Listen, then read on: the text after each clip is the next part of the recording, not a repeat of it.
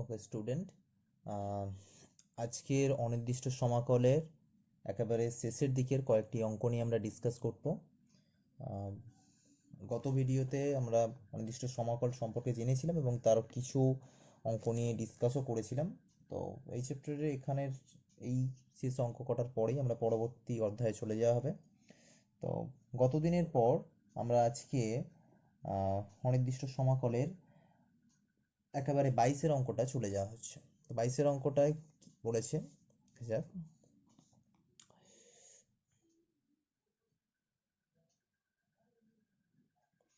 22-এর অঙ্কটা বলছে integration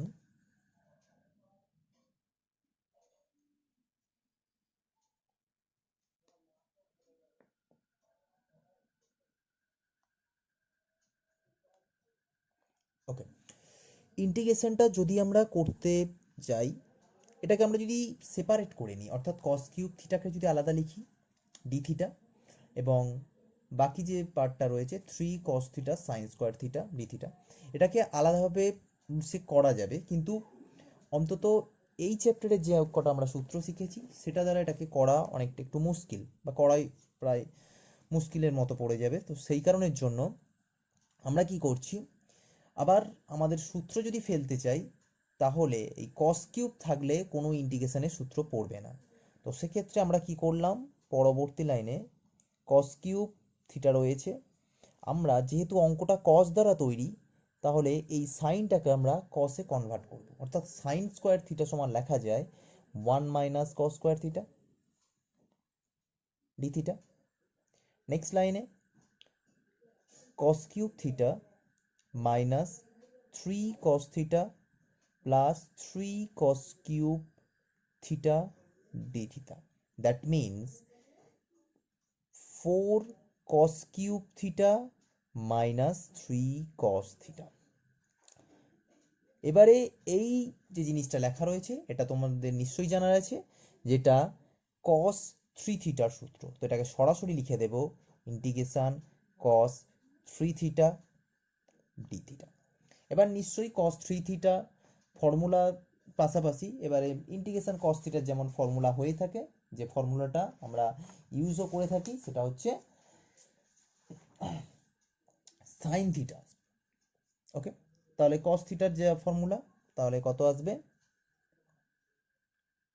sign 3 theta by, এবারে এটা যদি ডেরিভেটিভ করি সাধারণত 3 আসতো, তো সেই 3টা পাশে না বসে এর ক্ষেত্রে নিচে বসে, সূত্র অনুযায়ী আমরা যা শিখেছি, প্লাস সি, এবং C equal to I C. Okay, এর পরবর্তী পর্যায়ে আচ্ছা আমরা 25-এর অঙ্কটা চলে যাওয়া হচ্ছে। 25-এর অঙ্কটা কি বলছে, বলছে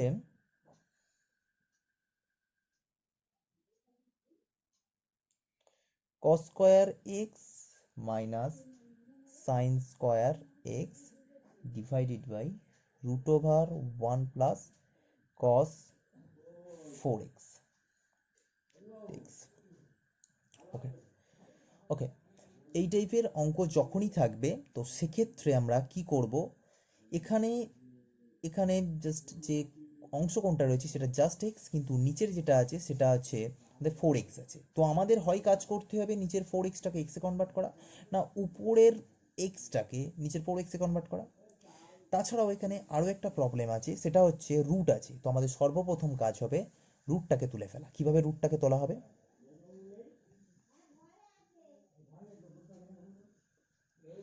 ওকে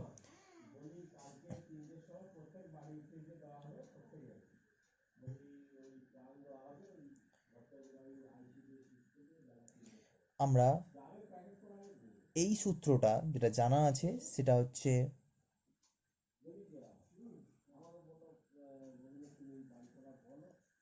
2 cos স্কোয়ার এক্স। ওকে, তাহলে সেই অনুযায়ী এখানে আমরা অ্যাঙ্গেলটা দেখব, এখানে 2x থাকলে এখানে x আছে।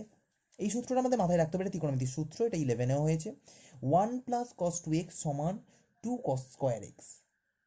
এবারে এখানে এই cos 2x এর জায়গায় 4x আছে, তাহলে অংশ কোণটা এখানে যা থাকে তার অর্ধেক আসছে সূত্রেতে, তাহলে এখানেও অর্ধেক আসবে, তাহলে root over 2 cos square 2x। এবার এখান থেকে আমরা রুটটাকে তুলে ফেলতে পারবো। আর ওপরের জিনিসটা লক্ষ্য করে দেখো, নিচেরটা আসছে আমাদের √2 cos 2x। এবার উপরেরটা যদি লক্ষ্য করে দেখো, উপরেরটাও হচ্ছে আমাদের cos 2x এরই সূত্র। তাহলে দুটোর অ্যাঙ্গেল সেম হয়ে গিয়েছে। এবার দেখতে পাচ্ছি এখানে কেটেও যাচ্ছে, তাহলে জাস্ট 1/√2টা বাইরে চলে যাবে, dx, অর্থাৎ dx এর ইন্টিগ্রেশন হচ্ছে just x plus c, c equal to ic। Okay, clear? পরবর্তী পর্যায়ে আমরা 33-এর অঙ্কটাই চলে যাচ্ছি। 33 অনেকটাই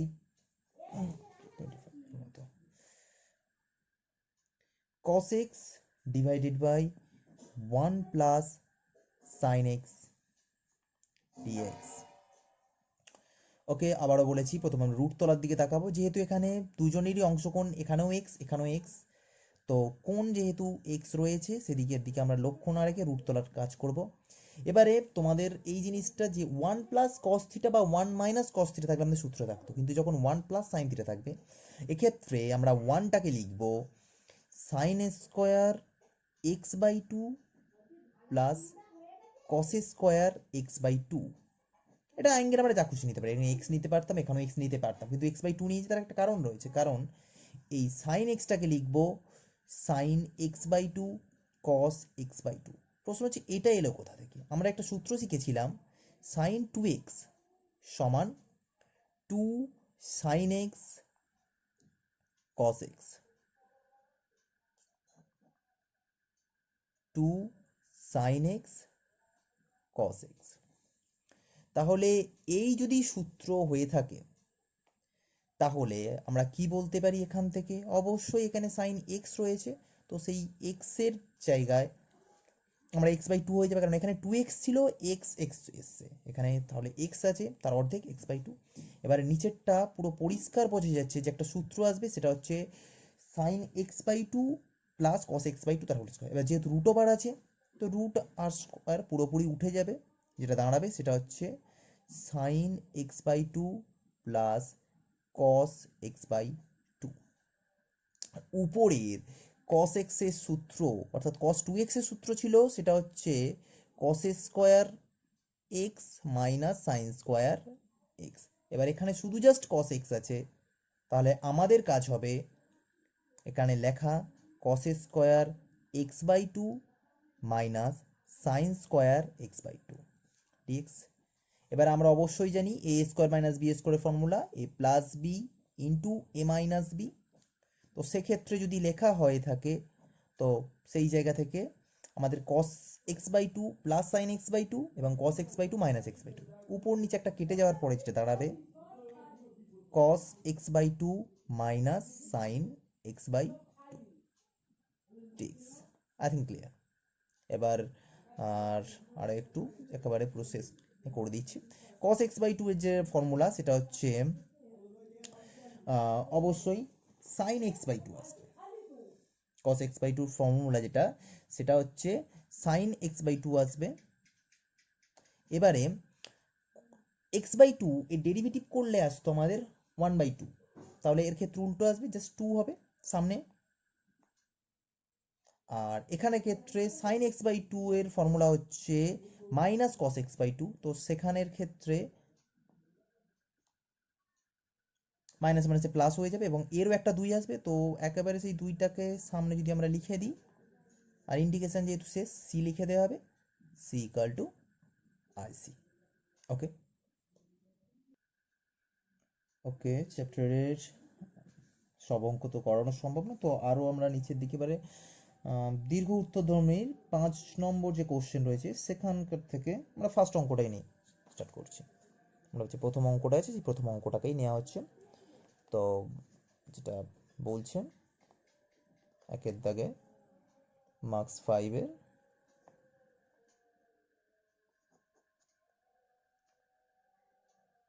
sin x sin 2x cos 3x। এবারে যখন এই টাইপের অঙ্ক থাকবে আমাদের নিশ্চয়ই sine x, sine two x, cos three x এরকম গুণাকারে কোনো সূত্রই নেই। আমাদের হয় সাইন এক্স এর আছে আলাদাভাবে, নাহলে কস এক্স এর আলাদাভাবে আছে। তো আমাদের কাজ করাবে কি, গুণটাকে যোগ আকারে ভাঙতে হবে। এবার গুণকে যোগ আকারে ভাঙার জন্য কিছু সূত্র অ্যাপ্লাই করতে হবে। আমরা নিশ্চয়ই টু সাইন এ সাইন বির ফর্মুলা পড়েছি।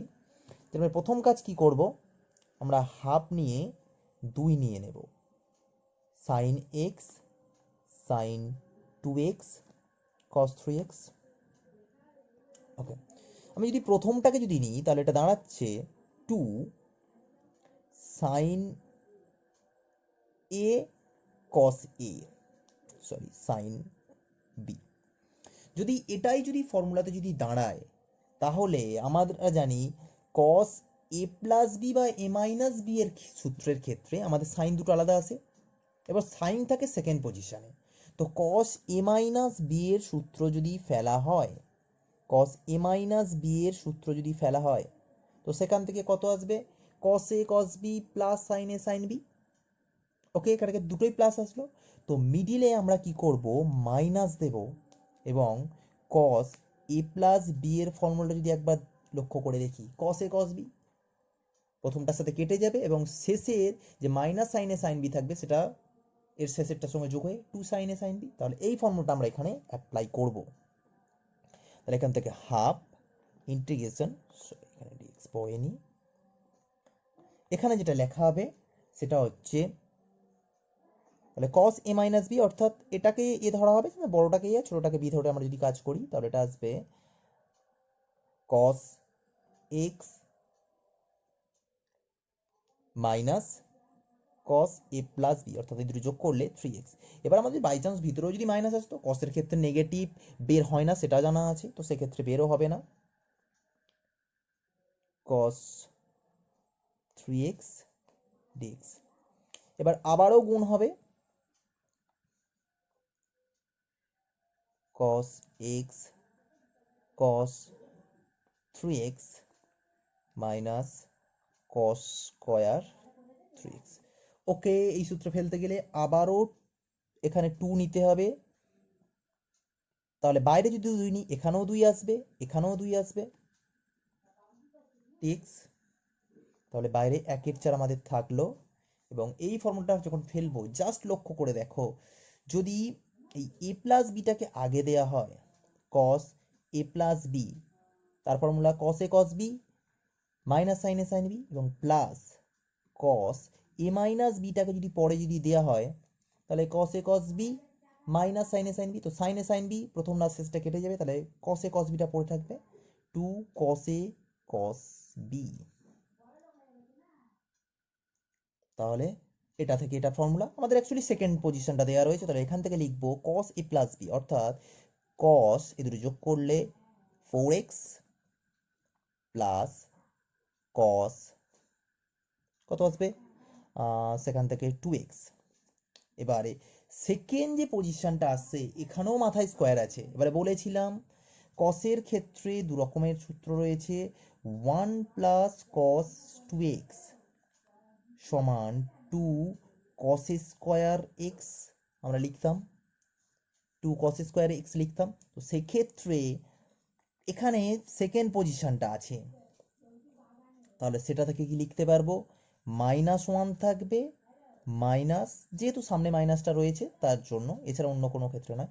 এখানে x থাকলে এখানে 2x হয়ে গেছিল, এখানে 3x আছে, তাহলে তার ডবল 6x হয়ে যাবে এখানে dx। তো বাইরে 1/4, ওকে, এটা হয়ে যাবে আমাদের sin 4x। এবার 4x এর ডেরিভেটিভ করলে জাস্ট 4, তো সেই 4টা নিচে বসবে, প্লাস আবারও sin 2x by 2 minus x minus sin 6x by 6 plus c, যেখানে আমাদের c equal to IC. Okay, অঙ্ক বাকি অঙ্কগুলো প্রায় সেম টাইপের রয়েছে। তো একেবারে আমরা এখান থেকে আর 8-এর অঙ্কটা করছি। ওকে, 8-এর অঙ্কটা যেটা বলছে সেটা হচ্ছে sin x minus cos 2x divided by 1 plus sin x। Okay, এখানের অঙ্কটার ক্ষেত্রে নিচে আছে প্লাস, এখানে 2x আছে, এখানে সিঙ্গেল x আছে, তাহলে আমাদের প্রথম কাজ হবে এই cos x টাকে মানে অংশ কোণটাকে শুধু x এ নিয়ে যাওয়ার, আর তার উপরে এটা cos আছে এটাকে সাইনে নিয়ে যেতে হবে। তাহলে আমাদের এখান থেকে cos 2x 1 minus cos 2x সমান sin স্কোয়ার x জানতাম, তাহলে মাইনাস cos 2x সমান 2 sin স্কোয়ার x মাইনাস 1। এই পার্টটাকে আমরা এখানে কনভার্ট করে দেবো, আমাদের সাইনও চলে আসবে, অ্যাঙ্গেল যেখানে 2x ছিল সেখানে xও চলে আসবে। ওকে, তাহলে sin x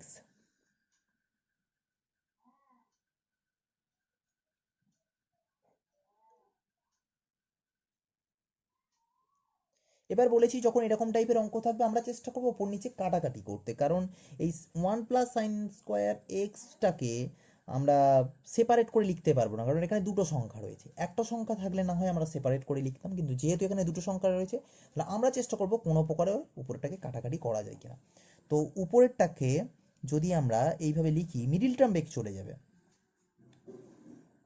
আচ্ছা, এটা মিডিল টার্ম আসতো, এখানে 2 এর সাহায্যে 1 আনতে হলে অবশ্যই এখানে মাইনাস আছে, তাহলে 2 মাইনাস 1 মানে 2 sin x minus sin x minus 1 plus sin x dx। ওকে, তোমরা একটু তাড়াতাড়ি ক্যালকুলেশন করে দেখে নিও, আমি সরাসরি লিখে দিচ্ছি এখান থেকে। sin x minus 1 plus sin x dx। ওকে, 2 sin x মাইনাস 1 dx। তো এবারে sin x এর ডেরিভেটিভ যেটা আসবে সেটা হচ্ছে আমাদের 2টা বাইরে তো চলে যাবে, তো মাইনাস একটা আসবে cos x এবং 1 তো বাইরে চলে যাবে, just x derivative plus c, যেখানে c ইকুয়াল টু ic সমাকল ধ্রুবক বা ইন্টিগ্রেটিং কনস্ট্যান্ট।